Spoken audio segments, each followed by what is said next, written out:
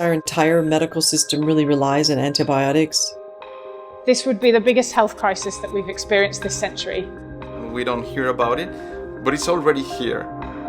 Nobody is safe until we're all safe. What would a world without antibiotics look like? Well, I think it would look a lot like the past, where a lot of people would die younger than they do now. Just think about war. More people died of infections and their wounds than died actually on the battlefield.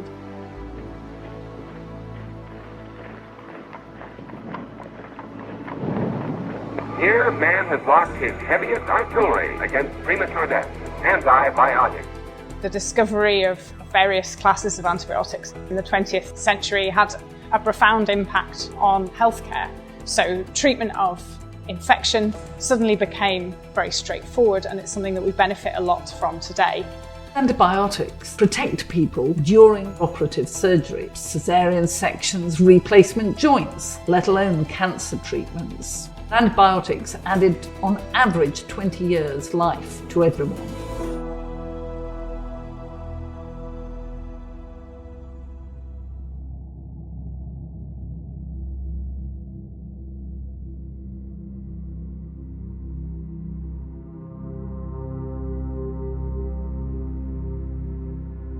Went to the hospital, the emergency room. They said they gave him a broad spectrum antibiotic. And then they took me to another room and they're like, your son has an infection. We don't know the source.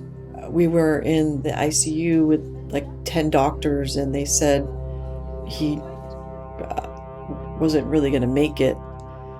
At that point, I knew that he was dead. I could feel it. And that's when we learned that Simon had contracted an antibiotic-resistant bacterium, a superbug, and I had never heard of any of this.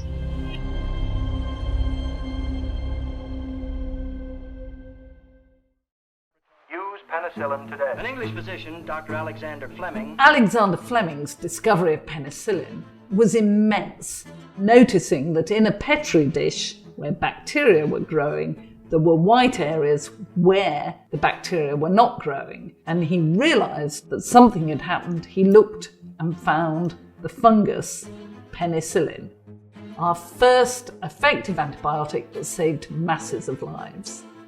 Most antibiotics come from soil and fungi.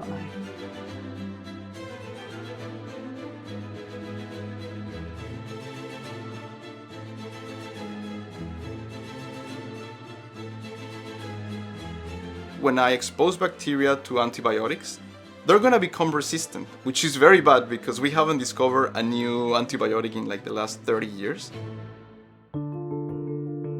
Growing up back in Mexico, you didn't need a prescription to get an antibiotic. You had a little bit of a sore throat, you go to the pharmacy and get an antibiotic. And that only gives more and more chances to these bugs to acquire mutations to become resistant.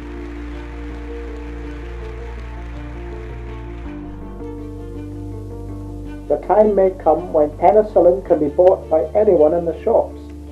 Then there is the danger that the ignorant man may easily underdose himself and by exposing his microbes to the non-lethal quantities of the drug, make them resistant. The situation today is more serious than people realise. It's actually the first real study looking at all the data, 494 million patient records to model what is happening.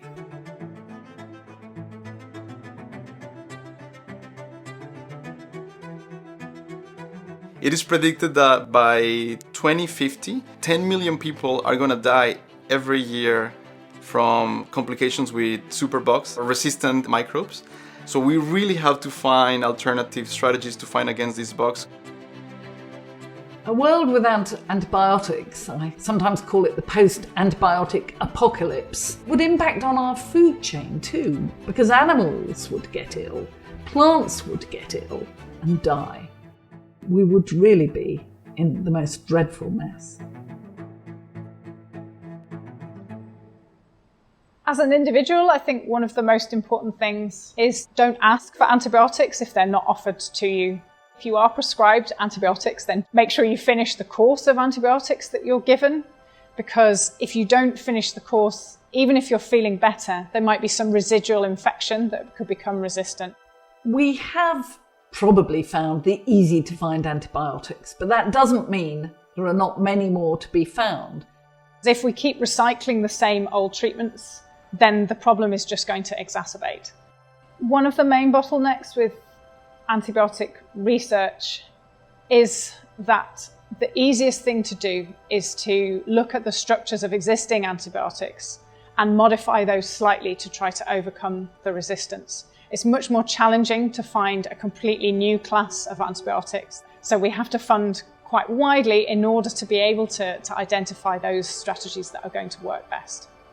I think if there were more awareness, then there would be more general pressure from society on governments and on companies to fund more research into targeting this problem.